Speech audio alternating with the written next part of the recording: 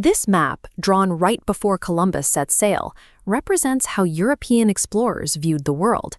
Notice the far left side. The North American landmass is entirely missing. Even after reaching the Caribbean, Europe didn't grasp what he'd found.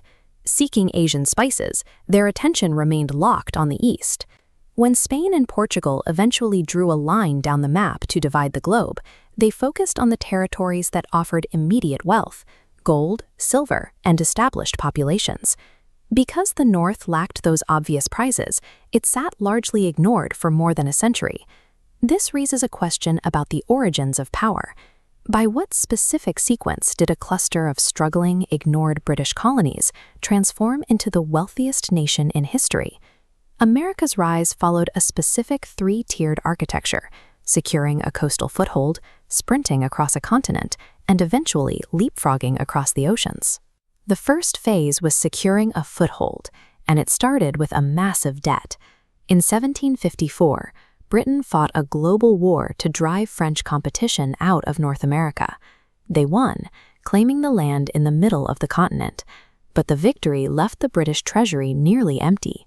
To pay those debts, Britain began taxing its American colonies for the first time. The colonists, who had no vote in the matter, resisted. That financial disagreement escalated into a revolution, and by 1783, the colonies were independent. But winning independence didn't immediately create a functional country. The 13 colonies remained essentially independent states, united in name, but unable to coordinate trade, resolve border disputes, or pay off their own war debts. Without a central authority, the new nation was beginning to fracture. To prevent a collapse, the Founding Fathers scrapped their first attempt at government and wrote a new constitution. This solidified the states into a single federal system, creating the political engine required to coordinate a massive expansion. This constitutional fix gave the United States the legal and financial stability it needed to begin moving past its original borders.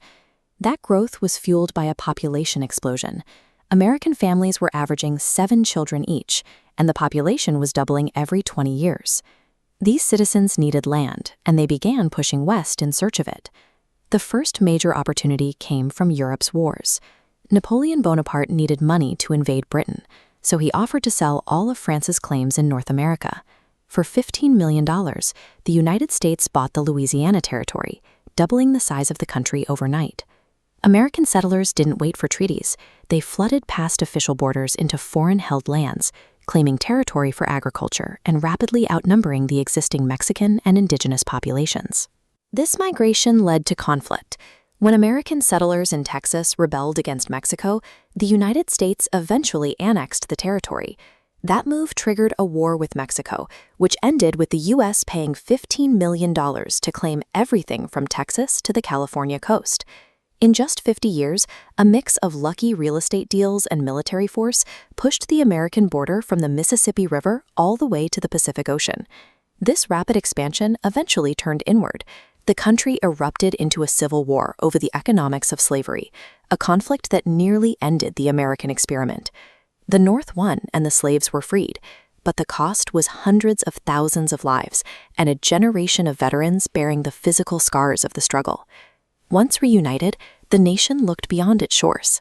They purchased Alaska from Russia for $7 million and supported a coup by American businessmen in Hawaii to secure a strategic naval base in the middle of the Pacific. By 1898, the U.S. was ready to test its modernized navy against the aging Spanish Empire. In a few months of fighting, the United States seized Cuba, Puerto Rico, and the Philippines, taking control of Spain's remaining overseas colonies. The final piece of this global posture was a shortcut. By supporting Panama's independence from Colombia, the United States secured the rights to dig a massive canal, allowing their navy to move between the Atlantic and Pacific in a fraction of the time. With these island outposts secured and the oceans physically linked, the United States now controlled the primary naval corridors of the Western Hemisphere. Compare the maps. In 1490, North America didn't exist in the European mind. By 1914, it was the base of a power that stretched from the Caribbean to the deep Pacific. Theodore Roosevelt embodied this shift. He used a powerful navy and industrial engineering to project American influence onto the global stage. The process took 3 centuries. First, fixing a broken government to secure the coast. Second, sprinting across the continent. And third, leapfrogging across the oceans. The history of the United States suggests that superpowers aren't born from a single event. They are built through a long, specific process of identifying and seizing opportunities.